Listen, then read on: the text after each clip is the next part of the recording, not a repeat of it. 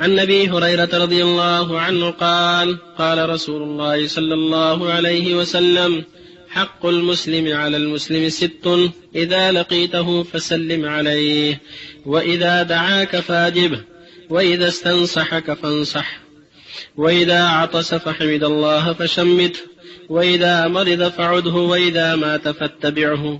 رواه مسلم. الحمد لله وصلى الله وسلم على رسول الله وعلى آله وأصحابه ومن اهتدى بهداه. أما بعد، هذا كتاب جامع لآداب كثيرة وأحاديث متعددة ومتنوعة في الآداب الشرعية والترغيب في مكارم الأخلاق ومحاسن الأعمال والدعاء والذكر. الحمد لله رب العالمين، والصلاة والسلام على أشرف الأنبياء وسيد المرسلين نبينا محمد وعلى آله وصحبه أجمعين. أما بعد، فسبحانك اللهم لا علم لنا إلا ما علمتنا إنك أنت العليم الحكيم. اللهم علمنا ما ينفعنا وانفعنا بما علمتنا وزدنا علما نافعا وعملا صالحا يا رب العالمین. اللهم يا معلم داود علمنا ويا مفقه سليمان فقهنا. واجب الاحترام بھائیوں، معزز ساتھیوں اور ہماری ماؤں اور بہنوں، سابقہ درس میں ہم کتاب بلوغ المرام کا جو پہلا کتاب الطہارہ ہے، اس کے چوتھے باب الوضوء میں داخل ہو چکے تھے. الوضوء کے متعلق اس کی وضاحت کی گئی، اس لفظ کا اور ایسے وضو کی فضیلت اور اس کی جو حکمتیں ہیں. پھر پہلی جو حدیث تھی، لولا ان اشق علی امتی لامرتہم بالسواک عند کل وضوء، مسواک والی حدیث جو ابو ہریرہ رضی اللہ عنہ سے مروی ہے، اس کی تشریح کی گئی. پھر دوسری جو حدیث جو عثمان رضی اللہ عنہ کی حدیث ہے، جس میں عثمان رضی اللہ عنہ نے وضو کرا کر دکھایا اور تفصیل سے انہوں نے وضو کا طریقہ بیان کیا، اور آخری میں انہوں نے کہا کہ یہ نبی صلی اللہ علیہ وسلم کو میں نے ایسے ہی وضو کرتے ہوئے دیکھا. اور پھر ایسے ہی فضیلت بیان کی گئی کہ جس نے اس طرح وضو کیا، پھر 2 رکعت نماز پڑھی، دونوں رکعتوں میں خشوع خضوع کے ساتھ ادا کیا، ذہن کہیں نہیں بھٹکا، تو اللہ تعالیٰ اس کے سابقہ گناہوں کو بخش دیتا ہے. تو اس حدیث کا ترجمہ، پھر تخریج، اس پر بھی بات مکمل ہو گئی. اس حدیث کے تخریج مخرجین کون ہیں؟ امام بخاری اور امام مسلم ہیں. اور ایسے ہی جو کچھ الفاظ کی تشریح، وہ بھی اس کی بھی وضاحت کی گئی. اب اس طرح آج ہم پہنچتے ہیں فقہ الحدیث. اس حدیث میں جو اہم مسائل مستنبط ہیں، جو احکام ہیں، وہ بیان کرتے ہیں. سب سے پہلے اس حدیث کی اہمیت پر فقہ الحدیث بیان کرنے سے پہلے کہ امام ابن حجر رحمہ اللہ نے اس حدیث کو، یعنی حدیث عثمان رضی اللہ عنہ کو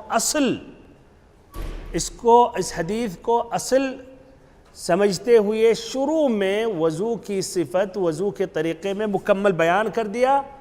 پھر اس کے بعد اور حدیثوں کو آپ دیکھیں گے، اس حدیث کو مختصر بیان کرتے ہیں. تو گویا یہ حدیث اصل ہے، اساس ہے، یہ بنیاد ہے وضو کی صفت میں، اور پھر اس کے بعد اور حدیثیں اس کی تکمیل کر رہی ہیں.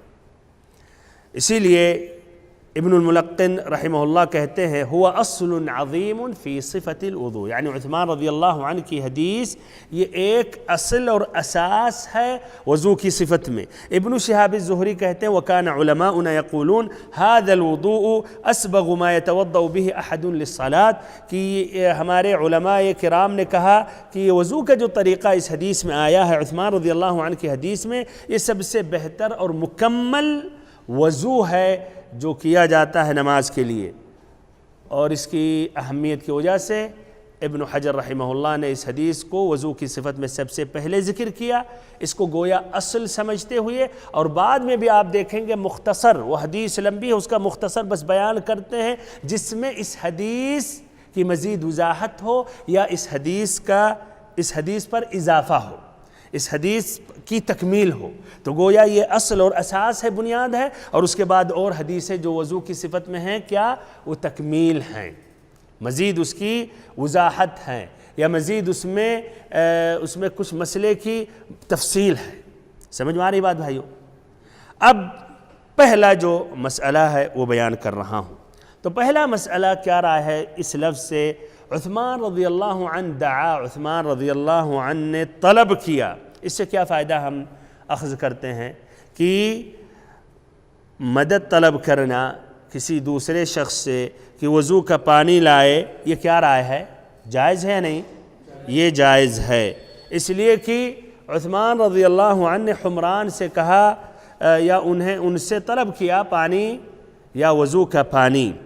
اور ابن الملقن رحمہ اللہ نے اس مسئلے میں کہا کہ یہ اجماعاً بالاجماع جائز ہے اور اس میں کوئی کراہت نہیں ہے، یعنی کوئی کراہت نہیں ہے۔ اگر کوئی غلام ہے، بچہ آپ کا بیٹا ہے، آپ کا شاگرد ہے، تو کہنے میں یہ وضو کا پانی طلب کر لیا تو کیا یہ جائز ہے، اس میں کوئی کراہت نہیں ہے۔ ایسے اسی سے متصل یہ بھی ہے، اگر کسی نے کسی دوسرے سے کہا کہ پانی آپ گرائے تاکہ ہم وضو کر لیں، اس لیے آسانی ہے۔ اور آج کل الحمدللہ ہم لوگ تو بہت ہی آسانی سے بس نل کا کھولتے ہیں اور اتنا پانی گراتے ہیں کہ اتنے میں 10 لوگ صحابہ کرام یعنی کہ زمانے میں 10 لوگ غسل کر لیتے تھے، وضو نہیں، 10 لوگ غسل کر لیتے تھے۔ تو بہرحال یہ جائز ہے، اور اس میں ایک مفصل حدیث ہے مغیرہ ابن شعبہ رضی اللہ عنہ کی حدیث ہے کہ نبی صلی اللہ علیہ وسلم کے ساتھ تھے۔ ایک رات آپ صلی اللہ علیہ وسلم نے اپنی حاجت کے لیے باہر گئے، پھر آئے وضو کے لیے تو یہ پانی ایک برتن سے گرانے لگے جو مغیرہ بن شعبہ رضی اللہ عنہ کے ساتھ تھے، اور نبی صلی اللہ علیہ وسلم نے پھر وضو کیا اور اپنے جرابوں پر مسح کیا۔ یہ پہلا مسئلہ۔ دوسرا مسئلہ، عثمان رضی اللہ عنہ نے ادھر بھائیو جو وضو کا طریقہ بیان کیا، کیا صرف زبانی انہوں نے بیان کیا یا عملی طور پر انہوں نے وضو کر کے دکھایا؟ عملی طور پر۔ اس سے کیا فائدہ ملتا ہے؟ اس سے فائدہ یہ ملتا ہے کہ آدمی کو کوئی بات، خاصتاً وہ مسائل، وہ عبادات جس میں آدمی صرف زبانی طور پر مکمل نہیں سمجھ سکتا، تو اس کو عملی طور پر کر کے دکھانا چاہیے۔ اور فعل سے یعنی عملی طور پر دکھانے سے زیادہ فائدہ ہوتا ہے صرف زبانی کہنے سے، اس لیے کہ بھائیو آدمی بہت جلدی سمجھ جاتا ہے اور بہت جلدی اس کا تصور کر بیٹھتا ہے اور اس کے ذہن میں بات اچھی طرح بیٹھ جاتی، منقوش ہو جاتی، اور کم ٹائم میں بھی، کم وقت میں بھی۔ اور جب آدمی صرف زبانی طور پر بس کہتا کہ دونوں ہاتھ کو دھلو، دونوں ہتھیلیوں کو 2 مرتبہ دھلو، پھر کلی کرے، پھر ناک صاف کرے، مسئلہ آخری، تو ادھر کیا ہوتا ہے کہ بھائیو الفاظ میں معنی سمجھنے میں افہام مختلف ہوتے ہیں، تو یہ مختلف سننے والوں کے بھی سمجھ سب کی ایک نہیں ہوتی ہے، غالباً کچھ اور بھی سمجھ سکتے ہیں۔ تو اس طرح ایک فائدہ ایک ہے کہ ایک استاد، ایک مربی، ایک معلم، ایک عالم کو چاہیے کہ جو اقرب اور آسان طریقہ ہے جو لوگ سمجھ سکیں، طلب علم سمجھ سکیں، اس کو اپنانا چاہیے، اور اس کو کہا جاتا ہے وسائل التوضیح، جو وسائل ہیں، جو طرق ہیں، جس کے بنا پر آسانیاں ہوتی ہیں طالب علموں کو سمجھانے کے لیے، جو حقیقت میں اساتذہ کو ٹریننگ دیتے وقت اس کو بتایا جاتا ہے۔ اور آج تو ماشاءاللہ مختلف طریقے ہیں، آج پروجیکٹر ہے، اسمارٹ بورڈ ہے، اور اس کے ذریعے پورے تصاویر دکھا سکتے ہیں، ویڈیو دکھا سکتے ہیں، تو لا شک اس سے ٹائم بچتا ہے اور اچھی طرح یہ ذہنوں میں منقوش ہو جاتا ہے۔ اور ایسے ہی لکھنا، چھاپنا، تو یہ سب کا اہتمام کرنا چاہیے، اس کا اہتمام کرنا چاہیے۔ اور آج یہ بتاتے ہیں کہ اساتذہ کے یعنی اس کی ترقی کے لیے وسائل جو توضیح ہے، حقیقت میں سنت النبی صلی اللہ علیہ وسلم میں موجود ہے۔ تو یہ نہ سمجھے کہ یہ بعد میں مثلاً یہ مغرب سے ان کا دین ہے، انہوں نے یہ باتیں بتائیں، نہیں، حقیقت میں نبی صلی اللہ علیہ وسلم کے حدیث مبارکہ میں موجود ہے۔ آپ نے بھی زمین پر چھاپ کر بتایا، اور صحابہ کرام کو آپ نے بہت سے مسائل کو واضح کیا ہے کہ نہیں، اور عملی طور پر آپ نے دکھایا۔ اور اس میں الگ سے بھائیو، اس میں رسالے یا مقالے لکھے گئے ہیں، اس پہ الگ سے نبی صلی اللہ علیہ وسلم کی سنت سے یہ وسائل تدریس یا طرق التدریس یہ بیان کیے گئے ہیں۔ تیسرا مسئلہ یہ ہے کہ وضو کا صحیح طریقہ یہی ہے جو حدیث میں آیا۔ کس طرح آیا کہ آدمی سب سے پہلے اپنے دونوں ہاتھوں کو یا ہتھیلیوں کو دھلے 3 مرتبہ، پھر اس کے بعد منہ میں پانی ڈال کر کلی کرے، پھر ناک میں پانی ڈالے اور ناک صاف کرے، پھر اس کے بعد کیا کرے، چہرہ دھلے 3 مرتبہ، پھر ایسے ہی داہنا ہاتھ کو کوہنیوں سمیت 3 مرتبہ دھلے، پھر بایاں ہاتھ بھی اسی طرح، پھر سر کا مسح کرے، پھر ایسے ہی داہنا قدم کو کوہنیوں یا ٹخنوں تک 3 مرتبہ دھلے ٹخنوں سمیت، ایسے دوسرے بھی قدم اور پیر کا ایسے ہی ٹخنوں سمیت 3 مرتبہ دھلے، اور یہی نبی اکرم صلی اللہ علیہ وسلم کی وضو کی صفت اور طریقہ ہے۔ چوتھا مسئلہ یہ ہے کہ یہ اجمالی طور پر بیان کیا گیا وضو کا طریقہ، اب کچھ تفصیل سے بیان کر رہے ہیں، اور کچھ مسائل کے تفصیل و آئندہ حدیثوں میں اس لیے مستقل طور پر ابن حجر رحمہ اللہ نے ذکر کیا ہے، تو وہاں مؤجل کر دیا جائے گا، وہاں جب بات آئے گی تب اس کی وضاحت کی جائے گی، یہ ذہن میں رکھیے۔ اسی لیے بہت سے مسئلے کے بارے میں سوال کو مؤخر کریں، اور اگر سوال بھی کرنا ہے تو درس جب مکمل ہو جائے تب کریں، تاکہ میں بتاؤں کہ یہ آئے گا یا نہیں آئے گا۔ تو چوتھا مسئلہ یہ ہے کہ دونوں ہتھیلیوں کو کتنا مرتبہ دھلنا چاہیے؟ 3 مرتبہ شروع وضو میں۔ اب سوال یہ ہے کہ یہ واجب ہے یا سنت ہے؟ کیا رائے ہے؟ شروع وضو میں دونوں ہتھیلیوں کو آپ 3 مرتبہ، دونوں ہاتھوں کو 3 مرتبہ دھلیں۔ اس حدیث میں بھی آیا، دیکھیں آپ، حدیث میں ہے کیا؟ عثمان رضی اللہ عنہ نے کہا، عثمان رضی اللہ فغسل، ثم سب سے پہلے ہی فغسل کفیہ 3 مرات، سب سے پہلے۔ تو یہ واجب ہے، فرض ہے، یا سنت ہے، مستحب ہے؟ اگر آپ چھوڑ دیے تو آپ کا وضو صحیح ہے؟ اچھا، صحیح جو مسئلہ یہ ہے کہ یہ مستحب ہے، سنت ہے، واجب نہیں ہے۔ اب آپ کہنا چاہیں دلیل کیا؟ اس حدیث میں تو ہے، بات صحیح، حدیث میں ہے، اور اگر یہ حدیث بس ہوتی، آیت نہیں ہوتی قرآن مجید کی، تو یقیناً کہا جاتا واجب ہے، لیکن اس لیے کہ اللہ رب العزت نے سورۃ المائدہ آیت نمبر 6 میں وضو کا طریقہ تفصیل سے اللہ تعالیٰ نے بیان کیا، اور وہاں شروع میں ہاتھ یا ہتھیلیوں کا دھلنے کا ذکر نہیں آیا، اسی لیے دیکھیں اہل علم نے کیا کہا، شروع میں جو اس حدیث میں آیا وہ مستحب ہے، فرض نہیں ہے۔ سمجھ میں آئی بات؟ دیکھیں پوائنٹ کس طرح، اس لیے قرآن میں نہیں آیا، اس لیے قرآن میں اللہ نے جب بیان کیا تفصیل سے، یا ایھا الذین آمنوا اذا قمتم الی الصلاۃ، ایمان لانے والوں جب نماز کے لیے کھڑے ہو، نماز کے لیے جب تم تیار ہو کر جاؤ، تو کیا سب سے پہلے کیا ہے؟ فاغسلوا وجوہکم، تو اپنے چہروں کو دھلو، ہاتھ کا ذکر نہیں آیا، تو اسی لیے اہل علم نے کہا کہ یہ مستحب ہے۔ ابن قدامہ رحمہ اللہ کہتے ہیں وَلَيْسَ غَسْلُهُمَا بِوَاجِبٍ عِنْدَ غَيْرِ الْقِيَامِ مِنَ النَّوْمِ بِغَيْرِ خِلَافٍ نَعْلَمُهُ، کہ یہ دونوں ہاتھوں کو، ہتھیلیوں کو دھلنا واجب نہیں ہے، سوائے جو رات کی نیند یعنی فجر میں یا تہجد کے لیے اٹھے تب واجب ہے بھائی، اس میں الگ ایک مستقل حدیث آئے گی، اس لیے مستقل ایک حدیث آئے گی، اس حدیث کے بنا پر واجب کہا گیا، اس لیے وہ حدیث خاص ہے۔ اذا استيقظ احدكم من نومه فلا يغمس يده في الاناء حتى يغسلها 3، جب تم میں سے کوئی رات میں سونے کے بعد اٹھے تو برتن میں اپنے ہاتھ کو ڈائریکٹ نہ ڈالے جب تک 3 مرتبہ دھل لے، تو ادھر واجب ہے، لیکن عام ظہر میں، عصر میں، مغرب میں، عشاء میں آپ عام حالت میں وضو کر رہے تو واجب نہیں ہے۔ کیوں واجب نہیں؟ اس لیے اللہ تعالیٰ نے قرآن میں جب وضو کا طریقہ بیان کیا تو اللہ تعالیٰ نے ڈائریکٹ کہا اپنے چہروں کو دھل لو، اور ادھر ہاتھ کا ذکر نہیں آیا، ہتھیلیوں کا ذکر نہیں آیا، تو یہ واضح۔ تو خلاصہ کلام، شروع وضو میں جو اس میں آیا ہے، شروع وضو میں دونوں ہاتھوں کو یا ہتھیلیوں کو 3 مرتبہ دھلنا یہ مستحب ہے، اسے قرآن مجید کی آیت میں اس کا ذکر نہیں آیا۔ آگے بڑھتے ہیں، 5واں مسئلہ یہ ہے کہ مستحب ہے، سنت ہے کہ آدمی اپنے وہ اعضائے وضو جس میں 2 ہے حصہ، جیسے 2 ہاتھ، 2 قدم، تو کیا دھلے؟ پہلا داہنا سے شروع کرے، داہنے ہاتھ کو پہلے دھلے، پھر بایاں، ایسے ہی داہنے قدم کو دھلے، پھر کیا؟ بایاں قدم دھلے۔ اچھا، یہ واجب ہے یا مستحب ہے؟ یہ واجب ہے یا مستحب ہے؟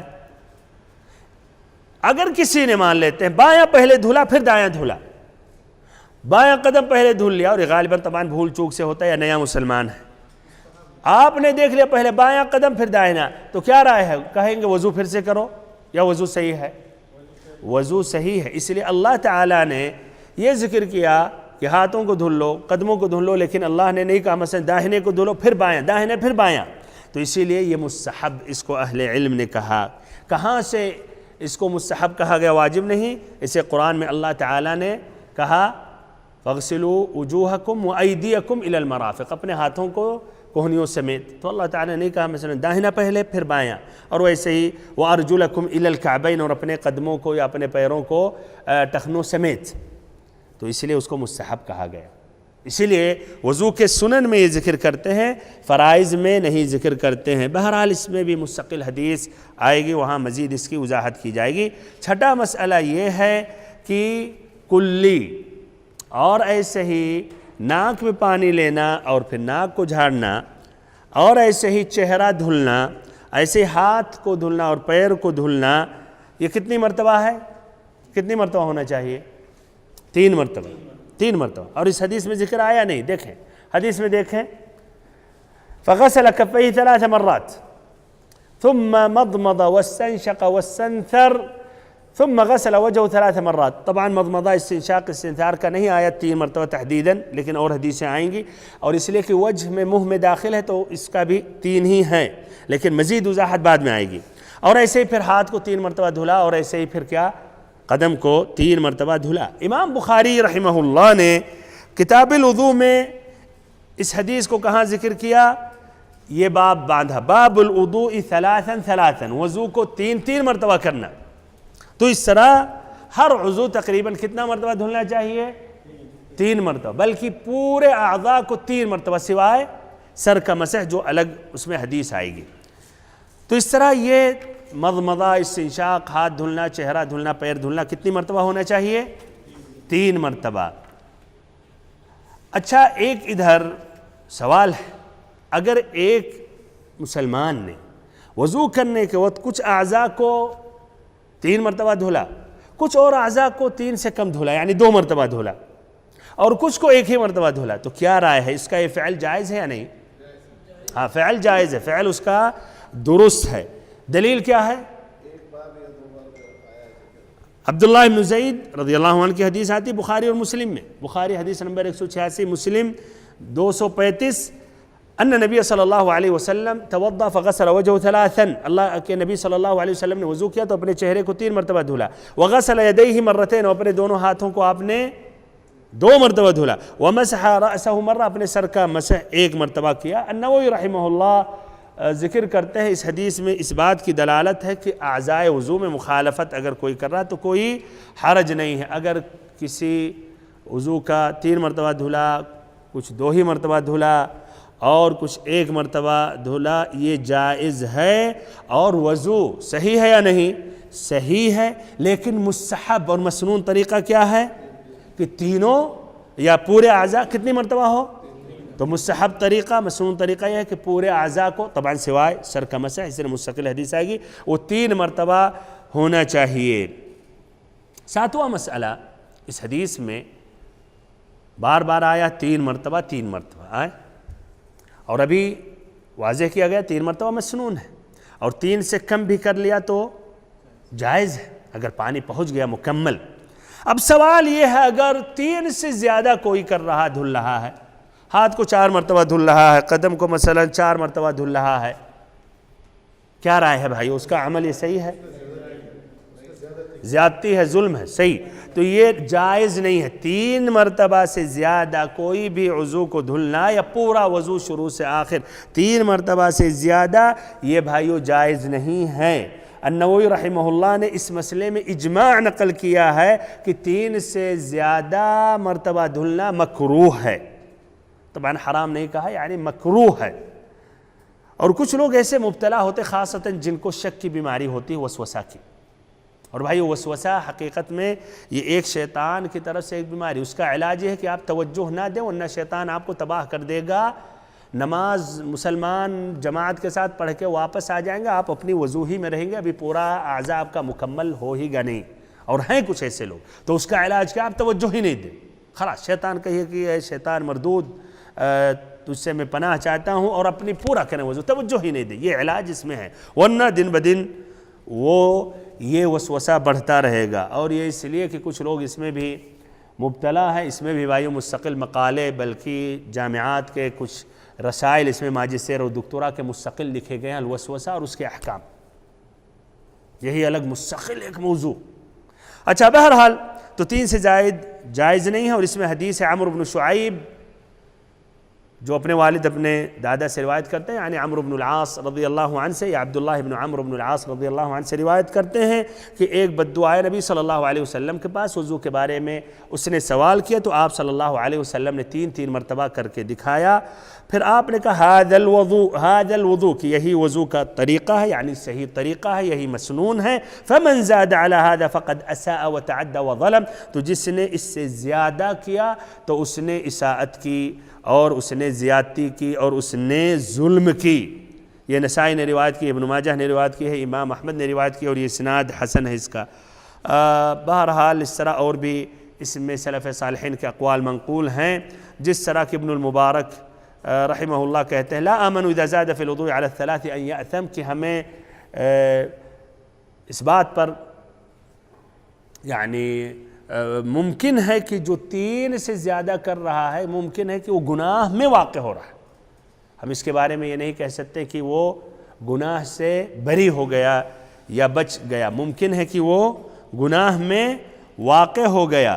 ایسے ہی احمد اور اسحاق ابن راہوی کہتے ہیں جو 3 سے زیادہ مرتبہ دھلتا ہے وہ ایسا شخص ہوتا ہے جو مبتلا ہے، جو یعنی مسکین ہے، جس پر کوئی مصیبت میں پریشانی میں واقع ہے، وہی وسوسہ کی جسے بیماری ہے.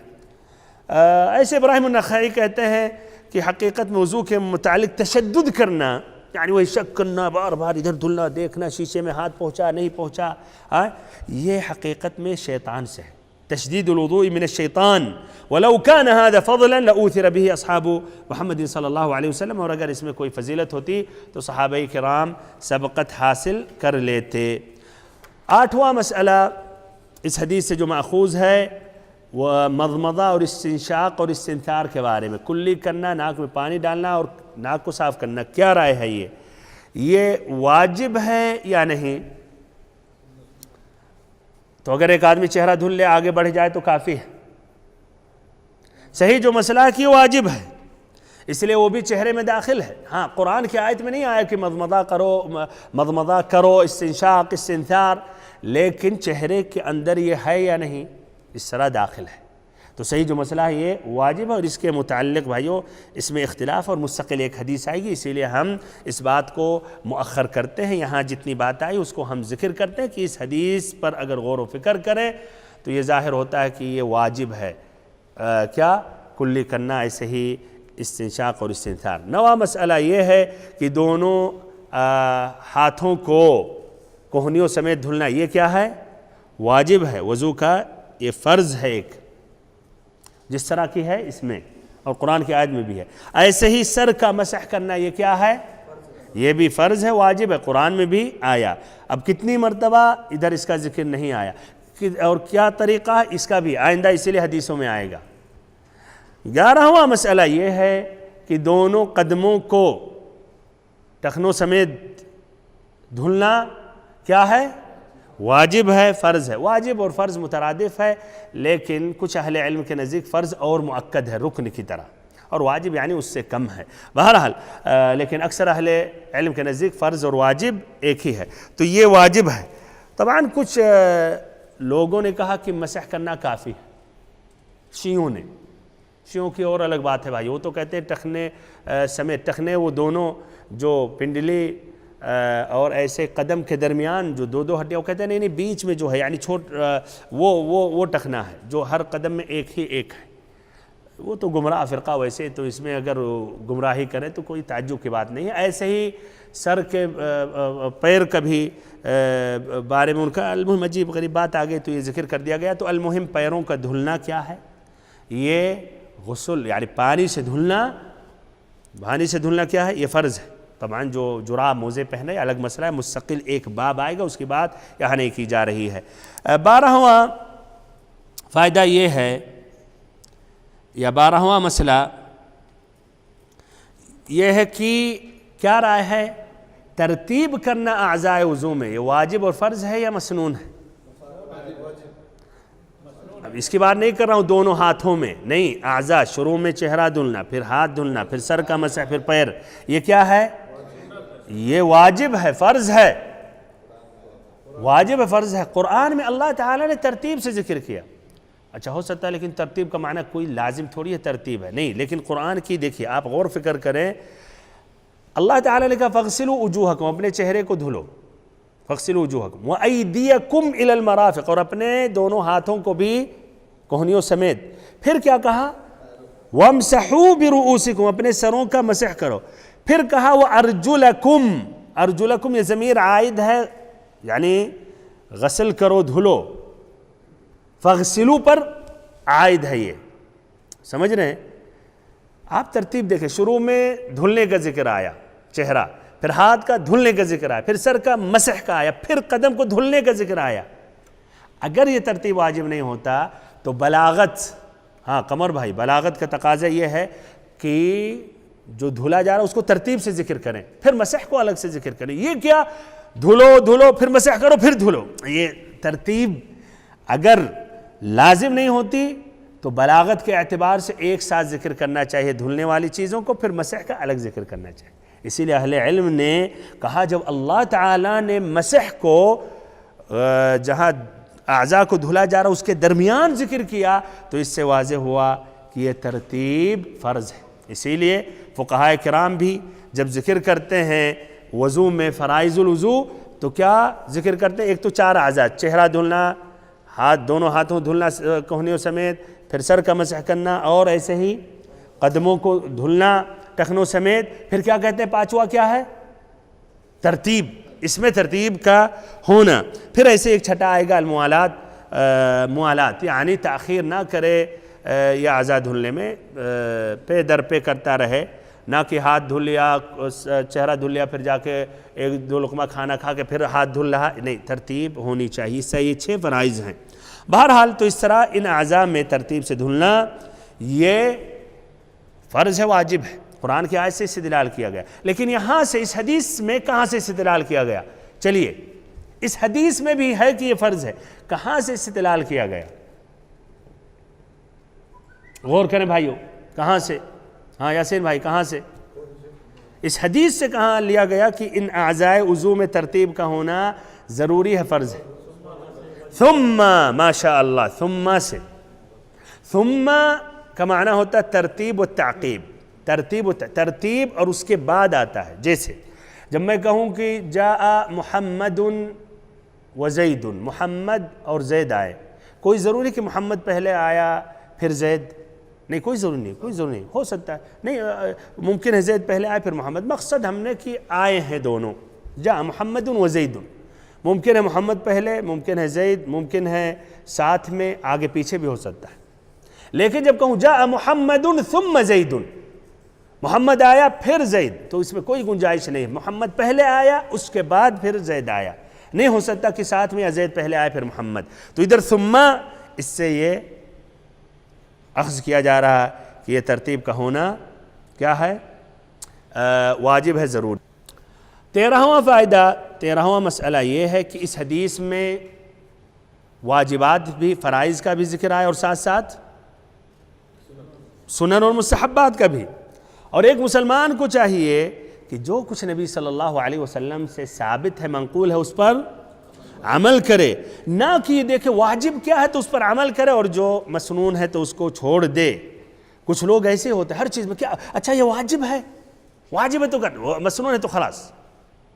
یہ بھائیو دیکھیے اہل علم اس لیے بیان کرتے ہیں واجب مسنون کہ اگر کسی آدمی سے چھوٹ گیا، جلدی میں تھا نہیں کیا، ایک نیا مسلمان ہے، ایک آدمی جاہل ہے، نیا ابھی نمازی ہوا، ایسی جگہ زندگی گزار رہا تھا، اللہ المستعان دین سے ایک دم دور، اور اللہ معاف کرے آج ہی میں بھائیو ایک دکان میں تھا، کہنے لگے کہ ایک ہمارا جو ساتھی آیا ہے ابھی میں اس کو مشکل سے 2 صورتیں یاد کرائے ہوں، ایک بھی صورت یاد نہیں، لیکن کہہ رہا موبائل کے بارے میں آپ پوچھ لیں، ارے کیڑا ہے ایک دم، استغفر اللہ، دیکھیں جہالت، تو اللہ المستعان۔ تو ایسے لوگوں کے لیے کہا جائے وضو اس نے کیا، سنن چھوڑنے کوئی بات نہیں، وضو تمہارے سے چلو نماز پڑھو، لیکن ایک آدمی سمجھتے ہوئے، یہ خطرناک مسئلہ ہے، اسی لیے بہت سے لوگ ایسے، ایک مرتبہ میں باہر تھا سعودی کے باہر اور درس ہونے لگا اور بات آئی رفع الیدین کے بارے میں، نبی صلی اللہ علیہ وسلم کو کئی حدیثیں ثابت ہیں، اتنی حدیثیں 50 صحابہ سے شروع میں 30 صحابہ سے رکوع جاتے وقت، رکوع کے بعد، اور ایسے تیسری رکعت کے وہ 10 صحابہ سے،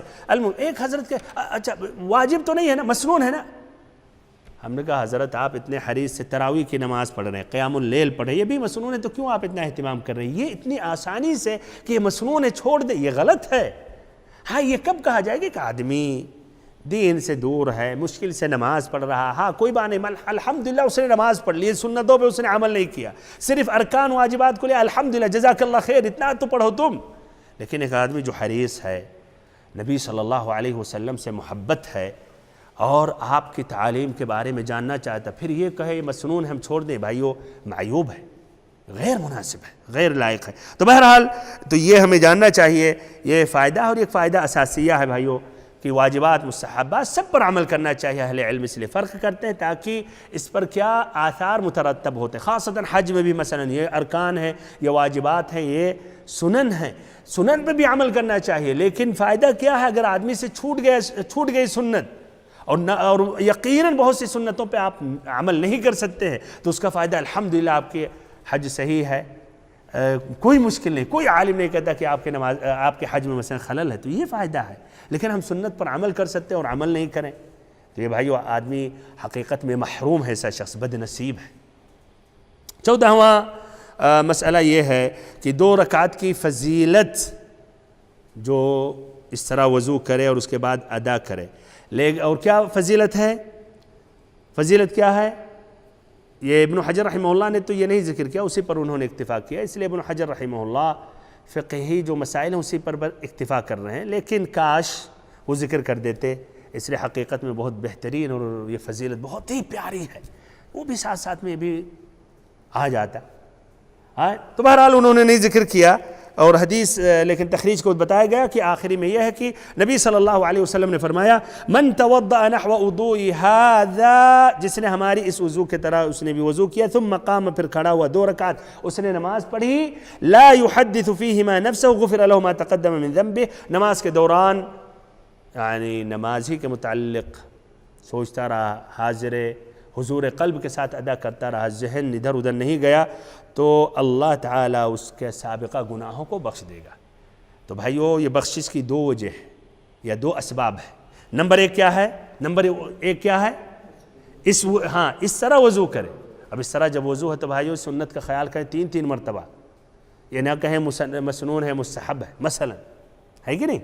اچھا نمبر 2 کہ نماز کے دوران خشوع کے ساتھ صرف نماز ہی کے بارے میں سوچتا رہے، فکر کرتا رہے، نہ کہ ذہن ادھر ادھر بھٹک کے جا کر اور دنیا میں، دنیا داری میں، مارکیٹ میں اور ریالات میں حساب کتاب جمع کرنے لگے۔ اچھا یہ 14واں تھا۔ 15واں مسئلہ یہ ہے بھائی اور محترم ساتھیو، عثمان رضی اللہ عنہ کی فضیلت اس میں ظاہر ہو رہی ہے، اور کس طرح حریص تھے علم سکھانے میں، سنت کی نشر و اشاعت میں، امت کو نصیحت کرنے میں۔ تو ایسے ہی علماء کرام طلاب علم کو بھی چاہیے کہ لوگوں کے درمیان سنتوں کو نشر کریں، نہ کہ بہت بڑے شیخ ہو گئے تو خلاص لوگوں تک نہیں اترے، نہیں دیکھے کس طرح لوگوں کو بیان کر رہے ہیں، اور یہ نہ کہنے نہیں مسئلہ واضح ہے، لوگ جانتے ہیں، کچھ ایسے ہی کہتے ہیں یہ جانتے ہیں یار، مکاتب جالیات اتنے ہیں اور اتنے سب داعی کام کر رہے ہیں، ہماری کیا ضرورت ہے؟ تو آپ کی ضرورت کیا ہے کہ صرف دنیا کمائیں بس؟ اتنی بڑی بڑی سرٹیفکیٹ لیے ہیں، یہ سب دنیا کمانے کے لیے، بس پیٹ بھرنے کے لیے، کتابیں بھی لکھ رہے ہیں مثلا بیچنے کے لیے، یعنی خطرناک مسئلہ ہے بھائیو۔ تو ایک احتساب ہونا چاہیے، اور ایک للہیت ہونی چاہیے، اور ایک جو آپ کی جہاں ڈیوٹی دے رہے ہیں الحمدللہ اگر اسی سے جڑے ہوئے ہیں، کما رہے ہیں، علم کی نشر و اشاعت کر رہے ہیں، تو اپنی جگہ ساتھ ساتھ کچھ ایسے اترنا چاہیے میدان میں احتساباً اللہ تعالیٰ سے اجر طلب کرتے ہوئے۔ یہ بھی بہرحال افسوس کے ساتھ ہے، ایسے موجود ہمارے معاشرے میں، اور جس کی بڑی ڈگری ہوتی ہے اتنا ہی بھائیوں احتساب سے دور ہو جاتا ہے اور کوئی بھی کام دینی بغیر سودا کیے ہوئے نہیں کرتا ہے۔ تو یہ بہت ہی بڑی مصیبت ہے بھائیوں حقیقت میں، اور ایک آفت ہے جو پھیلتی ہوئی چلی جا رہی، بلکہ بہت سے اب خطباء ہیں تقریریں نہیں کرتے ہیں جب تک نہ ان کے اکاؤنٹ میں، بینک کے اکاؤنٹ میں ٹرانسفر پہلے کر نہ دیں، اور اتنے مشغول رہتے ہیں۔ اب ان کے آدمی ہوتے ہیں، سیکریٹری ہوتی ہے، وہ فیصلہ آپ سے بات کرتے ہیں، اس لیے حرج میں واقع نہ ہو جب قیمت پر طے کرنے کو تو آگے پیچھے ہو۔ ایسے بھی اللہ المستعان۔ کم سے کم وہ آدمی جو بھائیو دنیا سے دنیا کماتے ہیں، ایسے لوگوں سے لاکھ گنا بہتر ہے جو دین سے دنیا کما رہے ہیں۔ بہرحال تو یہ عثمان رضی اللہ عنہ نے دیکھے تفصیل سے بیان کیا، واضح کیا، اور ایسے ہی یہ نہیں کہا کہ وضو تو ہر مسلمان ایک بچہ جانتا ہے، اور حقیقت میں وضو واضح چیزیں ہیں، لیکن تب بھی انہوں نے بیان کیا۔ 16واں مسئلہ یہ ہے کہ ایک عالم کو چاہیے، ایک طالب علم کو چاہیے، ایک خطیب کو چاہیے، ایک داعیہ کو چاہیے جب اپنی باتیں پیش کرے تو نبی اکرم صلی اللہ علیہ وسلم کی حدیثوں سے جوڑتا رہے، یعنی حدیثوں کا حوالہ دیتا رہے۔ اس میں دیکھیے عثمان رضی اللہ عنہ نے آخری میں کیا کہا؟ کیا کہا؟ نبی صلی اللہ علیہ وسلم نے ایسے ہی وضو کیا، اور جس نے رأیت رسول اللہ صلی اللہ علیہ وسلم توضأ نحو وضوء ھذا، میں نے نبی صلی اللہ علیہ وسلم کو دیکھا ایسے وضو کیا۔ اور ایسے ساتھ ساتھ ایک عالم کو نہیں چڑھنا چاہیے۔ مان لیں اگر اس نے نہیں بیان کیا اور کسی مستفتی نے، سوال کرنے والے پوچھ لیا کہ مولانا صاحب اس کا کیا حوالہ، تو چڑھنا نہیں چاہیے، ناراض نہیں ہونا چاہیے، آپ کو پہلے ہی بیان کرنا چاہیے۔ اگر آپ نہیں بیان کر رہے ہیں، کوئی حکمت ہے، وقت کو بچا رہے ہیں بہرحال، تو ادھر تو نہیں ناراض ہونا چاہیے۔ اور ادھر بھائیو کہ اہم جو فرق ہے اہل حق اور اہل باطل میں، اہل حق کے علماء اور اہل باطل کے علماء میں، کہ اہل حق والے علماء دلیلوں کے ساتھ بات کرتے ہیں، اور ان سے جب دلیل پوچھی جاتی ہے تو خوش ہوتے ہیں، ثابت کرنے کی کوشش کرتے ہیں، ثابت کرتے ہیں، اور جو اہل باطل ہوتے ہیں بغیر دلیل کی بات کرتے ہیں، اور جب دلیل پوچھا جاتا ہے تو ناراض ہو جاتے ہیں۔ 17واں فائدہ اس حدیث سے کہہ سکتے ہیں کہ موالات کا ہونا یہ بھی فرض ہے۔ اس طرح 6 فرائض جو اہل علم ذکر کرتے ہیں، اس کا ذکر آ گیا، 4 اعضاء، پھر ایک ترتیب کا ہونا اعضاء میں، اور ایک موالات، اس لیے کہ وضو ایک مستقل عبادت ہے تو تاخیر نہیں ہونی چاہیے، ایک ہی ساتھ یعنی ترتیب سے آپ دھلتے ہوئے چلے جائیں، بیچ میں وقفہ نہیں ہونا چاہیے۔ لیکن اگر وقفہ معمولی رہا، وضو کے متعلق رہا، جیسے کہ اگر مسواک بھی کوئی کر رہا اسی ٹائم، تو کوئی حرج نہیں ہے۔ وضو سے خارج ہوئی چیز کرنے لگا، یعنی وضو کر رہا تھا، چہرہ دھل لیا، پھر نظر آیا کہ یہ ارے اس پہ تو نجس چیز لگی ہوئی، اب اس کو دھل رہا اور اس میں صابن لگانے لگا، تو یہ بھائیو کپڑے کا دھلنا یہ وضو کے اعمال یا وضو سے نہیں متصل ہے۔ تو ہاں اگر لمبا ہو گیا، موبائل سے بات کر رہا لمبا ہو گیا، ہاں مختصر ہے، ہاں نہیں میں جواب دے دیا، ہاں بعد میں تو کوئی حرج نہیں، لیکن فاصلہ لمبا ہو گیا تو دوبارہ وضو کرے۔ اس کا بھی اس حدیث سے لے سکتے، کہاں سے؟ کہ عثمان رضی اللہ عنہ نے ترتیب سے وضو کیا اور کرتے رہے، نہ کہ بیچ میں مثلا فاصلہ ہوا۔ اس طرح بھائی اس حدیث کے متعلق یہ فوائد اور مسائل مکمل ہو گئے، اور پھر سے ایک مرتبہ ذکر کر رہا ہوں کہ ابن حجر رحمہ اللہ نے اس حدیث کو اصل شمار کیا، اور پھر مزید تفصیل، مزید توضیح، اور جس کی وضاحت اس میں مکمل نہیں ہوئی، مثلا سر کا مسح، اس کا ذکر نہیں آیا 3 مرتبہ یا 1 مرتبہ، کس طرح استنشاق اور ایسے ہی کلی کے بارے میں، تو اس کو پھر مستقل ذکر کریں گے، لیکن سبحان اللہ دیکھیں اختصار کے ساتھ صرف اتنی بات ذکر کریں گے، پوری حدیث نہیں بیان کریں گے۔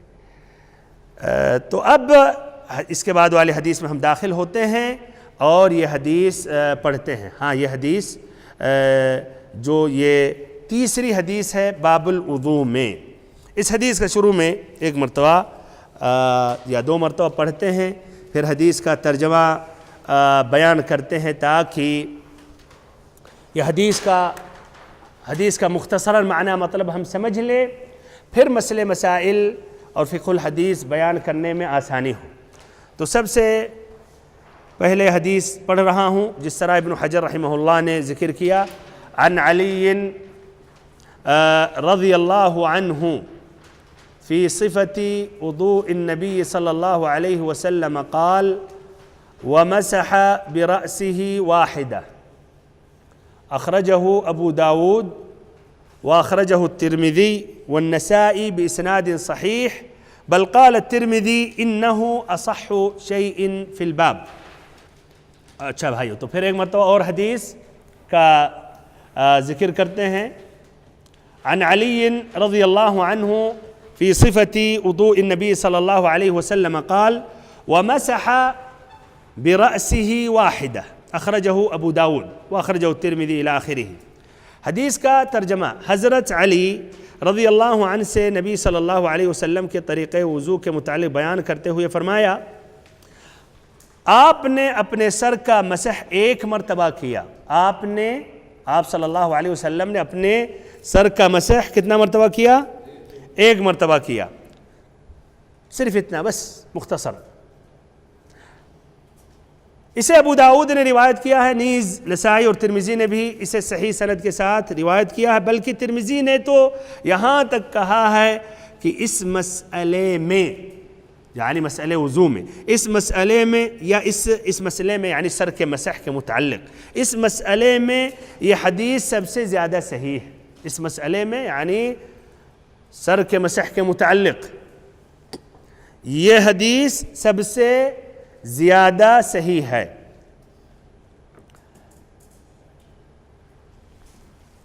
حدیث کے ترجمے کے بعد علی رضی اللہ عنہ کا ذکر پہلی مرتبہ آیا، اسی لیے مختصراً ان کا ترجمہ بیان کرتے ہیں.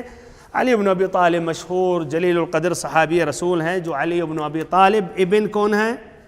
عبد المطلب ابن ہاشم، پھر باقی وہی نبی اکرم صلی اللہ علیہ وسلم کا نسب مبارک، اس لیے کہ یہ نبی اکرم صلی اللہ علیہ وسلم کے چچیرے بھائی ہیں. عبداللہ نبی محمد صلی اللہ علیہ وسلم کے والد، جو علی بن ابی طالب کے والد ابو طالب کے سگے بھائی تھے. تو یہ علی بن ابی طالب بن عبد المطلب بن ہاشم الہاشمی خاندان امیر المؤمنین ہیں، اور ان کی کنیت ابو الحسن یا ابو الحسنین ہے، یعنی دونوں الحسن اور حسین دونوں کو تثنیہ حسنین ہو گئے تو ابو الحسنین ہے. رابع خلفاء المسلمین، مسلمانوں کے چوتھے خلیفہ راشد ہیں، اور ایسے ہی نبی اکرم صلی اللہ علیہ وسلم کی بیٹی سیدۃ نساء اہل الجنہ فاطمہ رضی اللہ عنہا کے شوہر ہیں. ان کی پیدائش ہوئی نبوت سے، بعثت سے 10 سال پہلے، 10 سال پہلے. اور یہ نبی اکرم صلی اللہ علیہ وسلم کے گھر میں ان کی پرورش ہوئی، اور ایسے ہی انہوں نے ایمان لایا. نبی صلی اللہ علیہ وسلم سے جس وقت آپ نے نبوت کا آغاز کیا، آپ نے دعوت دی، اسی لیے سب سے پہلے کہا جاتا ہے انہوں نے ایمان لایا. اور صحیح جو مسئلہ ہے کہ بچوں میں انہوں نے سب سے پہلے ایمان لایا، بڑوں میں ابو بکر الصدیق رضی اللہ عنہ، عورتوں میں خدیجہ رضی اللہ عنہ، غلاموں میں زید ابن حارثہ. نبی اکرم صلی اللہ علیہ وسلم نے غزوہ تبوک میں انہیں اپنے گھر والوں کی ذمہ داری دیتے ہوئے انہیں کہا کہ آپ یہیں رہیں، اور انہیں روکا کہ غزوہ تبوک میں شریک نہ رہیں. اس طرح وہ غزوہ تبوک میں شریک نہیں رہے، باقی اور غزوات میں شریک رہے. بلکہ نبی صلی اللہ علیہ وسلم نے کہا اما ترضى ان تكون مني بمنزلة هارون من موسى الا انه لا نبي بعدي، کیا تم اس بات پر راضی اور خوش نہیں کہ تمہارا وہی مقام اور رتبہ رہے جو ہارون کا مقام اور رتبہ تھا موسیٰ علیہ السلام کے پاس، یا موسیٰ علیہ السلام کے نزدیک وزیر تھے، ہے کہ نہیں؟ لیکن ہمارے بعد کوئی نبی نہیں ہے. بہرحال بھائیو، اس حدیث میں یہ صراحت نہیں ہے کہ اس میں کہ آپ صلی اللہ علیہ وسلم کے بعد آپ ہی یعنی خلیفہ ہیں، اس کا یہ معنی نہیں ہے. اگر یہ معنی ہوتا تو صحابہ کرام ضرور سمجھتے اور تسلیم کرتے ہوئے ابو بکر رضی اللہ عنہ کو خلیفہ نہیں بناتے، انہی کو بنا دیتے. لیکن اور حدیث کے روشنی میں صحابہ کرام نے یہ سمجھا کہ ابو بکر رضی اللہ عنہ ہی مستحق ہیں، بلکہ علی رضی اللہ عنہ نے اس کا اقرار کیا، اور صحیح جو مسئلہ انہوں نے بیعت کی ابو بکر رضی اللہ عنہ کی، اور انہوں نے بھی تسلیم کیا کہ وہی خلیفہ ہیں. اور یہ بھی آتا ہے کہ علی رضی اللہ عنہ سے پوچھا گیا بعد میں ان کے دور خلافت میں بھی، یہ نہیں کہ جب کمزور تھے مثلا اپنے دور خلافت میں، کہ کیسے تم لوگوں نے ابو بکر رضی اللہ عنہ کو اپنا خلیفہ تسلیم کر لیا. تو کہا کہ جن کے متعلق اللہ کے نبی صلی اللہ علیہ وسلم دین کے مسئلے میں راضی ہو گئے، یعنی امامت کے لیے، تو کیا ہم اس شخص سے اپنے دنیاوی معاملے کے لیے ہم راضی نہ ہو جائیں؟ اللہ اکبر، دیکھیے سمجھ. ہاں، تو یہ انہوں نے کہا. اور اپنے دور خلافت میں منبر کوفہ میں علی رضی اللہ عنہ نے واضح لفظوں میں کہا ایھا الناس ان خیر الناس بعد رسول اللہ ابو بکر وبعد ابی بکر عمر، کہ اے لوگوں سن لو نبی صلی اللہ علیہ وسلم کے بعد سب سے بہتر ابو بکر ہیں، پھر عمر ہیں۔ شیخ الاسلام تیمیہ رحمہ اللہ کہتے ہیں کہ یہ 70 روات نے علی رضی اللہ عنہ سے یہ ان کا قول نقل کیا ہے۔ دیکھیں متواتر، تب بھی یہ شیعہ رافضہ کیا کہتے ہیں نہیں یہ مجبور ہوئے اور اصل خلیفہ کے یہی مستحق تھے، تو اپنے عہد خلافت میں پھر کیوں دبے ہوئے؟ اب تو واضح کرنا چاہیے ہاں کہ میں ہی مستحق تھا، لیکن انہوں نے زیادتی کی جس طرح رافضہ بھائیوں جو حقیقت میں اسلام کو توڑنا چاہتے ہیں، مسئلہ نہیں ہے کہ سنی اسلام کا خاتمہ کرنا چاہتے ہیں۔ بہرحال اصل ہمارے موضوع نہیں ہے۔ نبی اکرم صلی اللہ علیہ وسلم نے انہیں جنت کی بشارت دی، ان کا شمار 10 مبشرین بالجنہ میں ہوتا ہے۔ لا شک کہ ان کے بارے میں معروف ہے کہ اس قدر یعنی شجاعت اور ایسے ہی ان کے اندر ایک علم اور اچھا فہم، اچھی سمجھ تھی، یہاں تک کہ عمر رضی اللہ عنہ نے کہا اقضانا عمر، ہم صحابہ کرام میں سب سے زیادہ قضاء کی مہارت رکھتے ہیں، فیصلہ کرنا مسئلے مسائل میں سب سے زیادہ کون ہیں؟ عمر رضی اللہ عنہ۔ اقضانا علی رضی اللہ عنہ، اقضانا علی، عمر رضی اللہ عنہ کا قول ہے۔ عثمان رضی اللہ عنہ کے بعد یہ خلیفہ بنے آخری ذی الحجہ سن 35 ہجری میں، اور پھر یہاں تک کہ شہید ہو گئے سن 40 ہجری میں رمضان المبارک کے مہینے میں، تحدیداً 17 رمضان میں، جب خوارج کے کچھ آدمیوں نے عبد الرحمن ابن ملجم نے قتل کیا اور اس طرح ان کو شہادت کا رتبہ ملا۔ اس وقت ان کی عمر 63 سال تھی۔ بہرحال ان کی تدفین کوفہ میں ہوئی، کہا جاتا قصر الامارہ، اور کہا جاتا مجہول جگہ میں چھپا کر دفن کیا گیا، اس خوف سے، خوارج کے خوف سے۔ شیعوں نے علی رضی اللہ عنہ کے بارے میں غلو کیا، یہاں تک کہ ابو بکر سے آگے بڑھا دیا۔ اس کے بالمقابل خوارج نے علی رضی اللہ عنہ پر کفر کا فتویٰ لگایا، یہاں تک کہ انہوں نے قتل کیا، اور قتل کیوں کیا؟ ثواب کی نیت سے۔ تو دیکھیں، اور سبحان اللہ، اہل سنت والجماعت کا منہج وسط ہے، تمام صحابہ کرام سے محبت کرتے ہیں اور ان میں بہتر اس طرح سمجھتے ہیں جس طرح حدیث کے روشنی میں سب سے پہلے ابو بکر، پھر عمر، پھر عثمان، پھر علی رضی اللہ عنہ۔ بہرحال بھائی اور محترم ساتھیو، حدیث کی تخریج پر اب اختصاراً بیان کر رہا ہوں۔ تو اس کی تخریج کس نے کی ہے؟ اخرجہ ابو داؤد رحمہ اللہ نے اس کی روایت کی ہے اپنی کتاب السنن، پیج نمبر 27، حدیث نمبر 115، کتاب الطہارہ، باب صفت وضوء النبی صلی اللہ علیہ وسلم، من طریق فطر عن ابی فروہ عن عبد الرحمن بن ابی لیلہ، کہتے ہیں رأیت علیاً رضی اللہ عنہ توضأ فغسل وجهه 3 وغسل ذراعيه 3 ومسح برأسه 1 ثم قال هكذا توضأ رسول اللہ صلی اللہ علیہ وسلم۔ نبی کی میں نے علی رضی اللہ عنہ کو دیکھا، انہوں نے وضو کیا، اپنے چہرے کو 3 مرتبہ دھلا، پھر اپنے ہاتھوں کو 3 مرتبہ دھلا، اپنے سر کا مسح 1 مرتبہ کیا، یہی لفظ ہے، ومسح برأسه 1، اپنے سر کا مسح 1 مرتبہ کیا۔ پھر انہوں نے کہا علی رضی اللہ عنہ نے ہاکذا توضأ رسول اللہ صلی اللہ علیہ وسلم، اسی طرح رسول اللہ صلی اللہ علیہ وسلم نے وضو کیا۔ یہ حدیث یا یہ اسناد یہ بھائیو یہ صحیح ہے، ابن حجر نے تلخیص الحبیر میں ذکر کیا، شیخ البانی نے بھی صحیح قرار دیا۔ یہ حدیث جو علی رضی اللہ عنہ سے مروی ہے، اس کے کئی طرق ہے بھائیو، 6 طرق الصنعانی ذکر کرتے ہیں، بلکہ 7 اس کے طریق ہیں، یا 6 اس کے طریق ہیں، 6 روات روایت کرتے ہیں، یا 5 راوی علی رضی اللہ عنہ سے۔ کچھ الفاظ مختصر ہیں، کچھ طویل ہیں، ان الفاظ میں سے جو کچھ تفصیل ہیں جس میں عثمان رضی اللہ عنہ کی حدیث کی طرح ایک مرتبہ میں بیان کر رہا ہوں، پھر ایک سوال کر رہا ہوں کہ کیوں ابن حجر رحمہ اللہ نے اتنا شارٹ کٹ میں تب بیان کیا۔ جس نے غور سے سنا ہوگا سابقہ درس فوراً جواب دے دے گا، لیکن تب بھی مقصد اچھی طرح سمجھ جائیں۔ تو ایک دوسرے طریق سے ابو داؤد نے بھی روایت کی ہے، پیج نمبر 26، حدیث نمبر 111، کتاب الطہارہ، باب صفت وضوء النبی صلی اللہ علیہ وسلم۔ النسائی نے بھی جس طرح کی اور نسخ بلوغ المرام میں آتا، اخرجہ الترمذی والنسائی باسناد صحیح۔ تو نسائی نے بھی روایت کی اپنی کتاب السنن پیج نمبر 12، اور ایسے ہی حدیث نمبر 92 کتاب الطہارہ باب غسل الوجه من طریق ابی عوانہ عن خالد بن علقمہ عن عبد خیر قال اتانا علی رضی اللہ عنہ قد صلی فدعا بطہور، کہ علی رضی اللہ عنہ آئے اور انہوں نے نماز پڑھ لی تھی، پھر انہوں نے پانی مانگا وضو کا، فقلنا ما يصنع بالطہور وقد صلی، کہ یہ پانی کیوں مانگ رہے ہیں وضو کا جبکہ انہوں نے نماز پڑھ لی، یہ ضرور ہمیں وضو کا طریقہ بیان کرنا چاہتے ہیں۔ پھر انہوں نے اپنے داہنے ہاتھ پر پانی گرایا، 3 مرتبہ اپنے ہتھیلیوں کو دھلا، پھر ایسے ہی انہوں نے کلی کی اور ایسے ہی ناک میں پانی ڈالا، کتنی مرتبہ؟ 3، فمضمض ونثر من الكف الذي ياخذ فيه، اسی ہاتھ سے جو لے رہے تھے اسی ہاتھ سے نکال لیتے۔ دیکھیے بہرحال عثمان رضی اللہ عنہ کی حدیث میں اس میں تمضمض واستنثر کتنی مرتبہ آیا ہے؟ تمضمض واستنثر کا نہیں ذکر آیا ہے کہ نہیں؟ یہ اتنا آیا اس حدیث میں،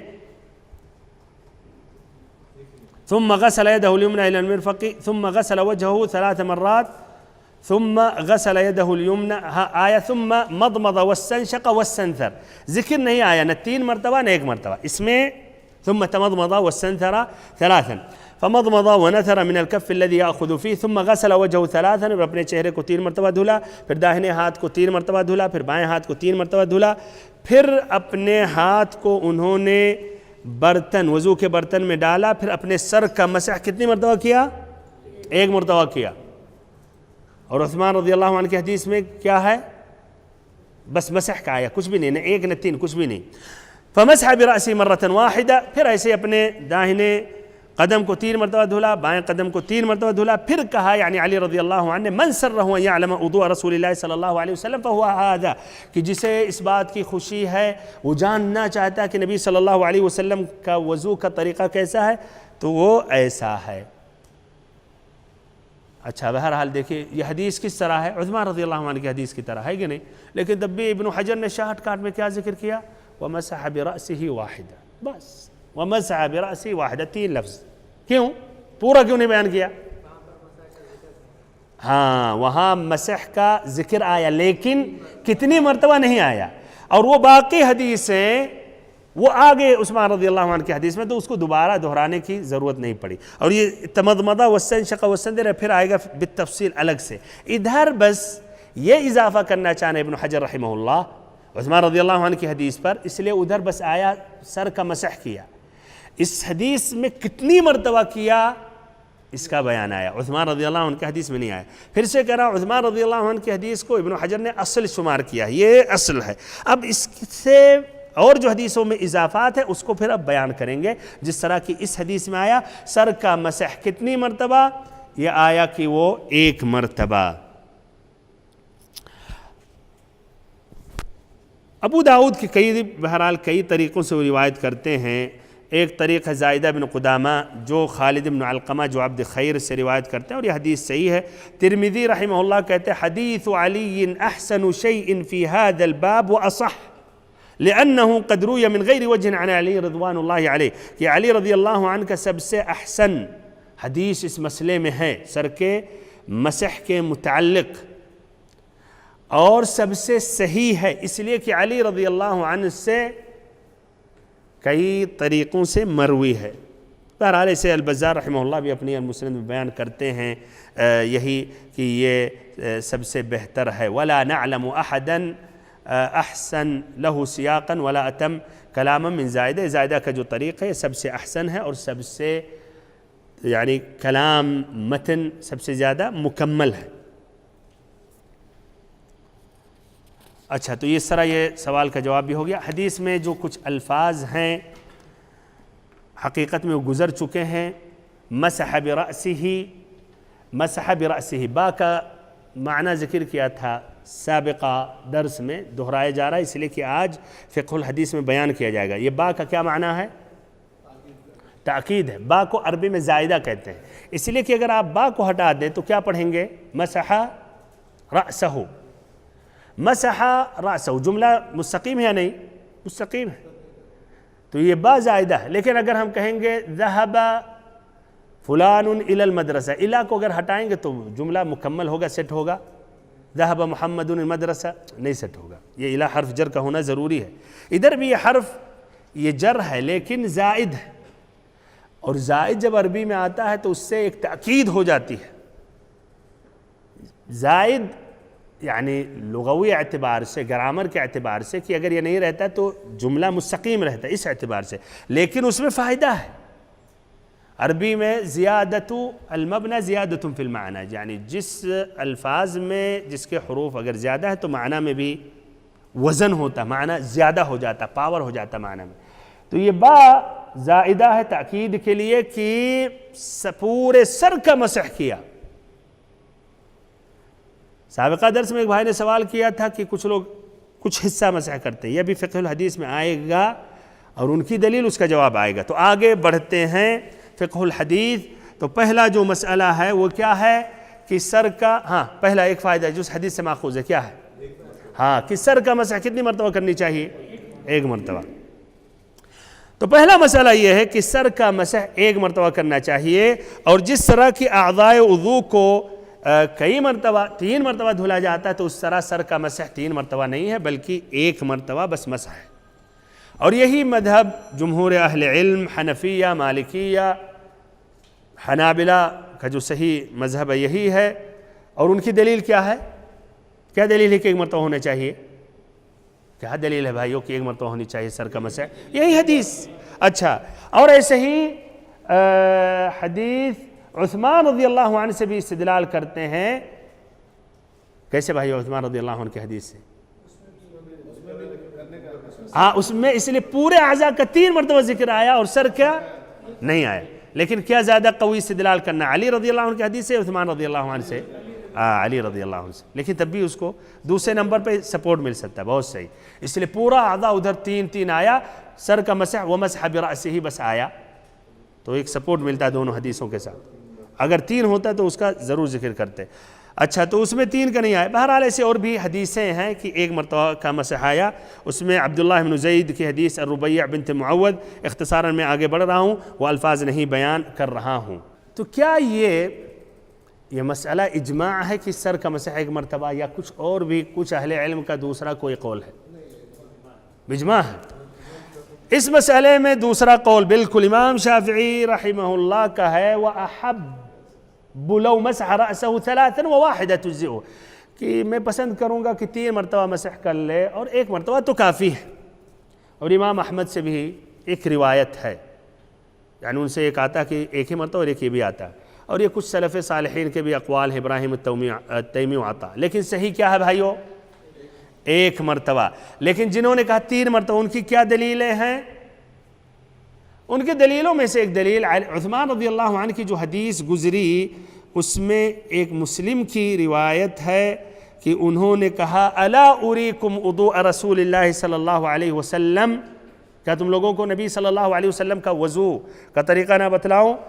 پھر اس کے بعد کیا انہوں نے کیا؟ ثم توضأ 3 اس کے بعد 3 مرتبہ انہوں نے دھلا، یا 3 مرتبہ کیا. مسلم کی روایت ہے. بھائی کیا رائے ہے؟ حدیث تو صحیح ہے لیکن کیا مفہوم پہ اتفاق کرتے ہیں کہ سر کا مسح 3 مرتبہ ہے؟ اس میں اغلب کا بیان کیا گیا ہے، یہ نہیں کہ سر کا مسح ہاتھ 2 مرتبہ دھلا جاتا ہے، سر کا چہرہ ہاتھ 3 مرتبہ دھلا جاتا ہے، سر کا چہرہ 3 مرتبہ، یا چہرہ 3 مرتبہ، پھر پیر بھی 3 مرتبہ دھلا جاتا ہے دونوں ہاتھ. تو سر کا اس سے نہیں ہم استدلال کر سکتے. تو یہ جواب دیا. ایسے اور ان کی حدیث ہے، ابو داؤد کی روایت ہے طریق عامر بن شقیق ان عثمان مسح رأسه 3، اپنے سر کا انہوں نے 3 مرتبہ مسح کیا، اور پھر کہا رأیت رسول اللہ صلی اللہ علیہ وسلم فعل هذا، میں نے نبی صلی اللہ علیہ وسلم کو ایسے کرتے ہوئے دیکھا. بھائیو یہ حدیث ضعیف ہے، اس لیے عامر ابن شقیق جو روایت کرتے ہیں ادھر کن سے؟ عثمان رضی اللہ عنہ سے، ان کے بارے میں آتا لین الحدیث، حدیث میں ضعیف ہے.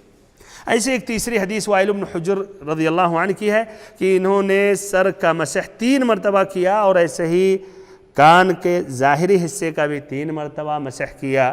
اس کی روایت البزار نے کی ہے اپنی کتاب المسند حدیث نمبر 4488، اور الطبرانی نے المعجم الکبیر میں حدیث نمبر 118 مجلد 22 پیج نمبر 49. لیکن اس میں بھی بھائیو 3 روایت ضعیف ہیں.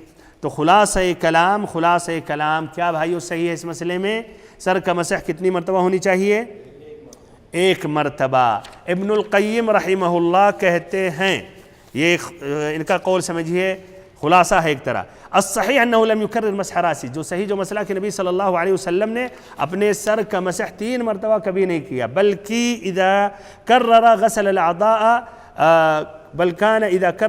غسل الاعضاء افرد مسح الراس، جب اپنے اور اعضاء کو 3 مرتبہ دھلتے تھے لیکن سر کا مسح ایک ہی مرتبہ کرتے تھے، صراحت کے ساتھ یہ آیا ہے، اور نبی صلی اللہ علیہ وسلم سے اس کے خلاف، اس کے برعکس یعنی 3 مرتبہ مسح کرنا یہ صحیح نہیں ہے۔ تو بہرحال اچھا، ایک قاعدہ کچھ اہل علم نے ذکر کیا، جو مسح کی بات ہے، جس طرح بھائیو کیا موضوع کا بھی وہ ایک ہی مرتبہ ہے، مسح 3 نہیں ہے۔ یا ایسے ہی اگر کوئی ہاتھ میں مان لے، کیا کہتے ہیں، جبیرہ، وہ جبس لگا لیتا ہے، کیا کہتے ہیں، پلسٹر لگاتا ہے، تو اس کا بھی اگر مسح کرنا ہے تو 1 مرتبہ، 3 مرتبہ کی ضرورت نہیں ہے، تو 1 مرتبہ۔ تو مسح کرنے والی چیزیں کتنی مرتبہ؟ اس میں تکرار نہیں، 1 مرتبہ۔ اچھا، یہ واضح ہونے کے بعد اچھا یہ بات آگئی موزے پر مسح کرنے کو، تو ایک مرتبہ ٹھنڈی میں دیکھا ایک آدمی سامنے وضو کر رہا، 3 مرتبہ مسح، اور وہ بھی پانی ڈال کے، عجیب۔ یہی دیکھیے فرق بھائیو، ایک جو علم حاصل کرتا ہے اور علم نہیں حاصل کرتا، اس نے اپنے حساب سے دماغ لگایا کہ جس طرح پیر 3 مرتبہ دھلا جاتا ہے، وہ جانتا تھا، اتنا سنا ہوگا کہ موزوں کا مسح کرنا جائز ہے، تو اس کو بھی مسح کیا، پانی چھڑ 3 مرتبہ۔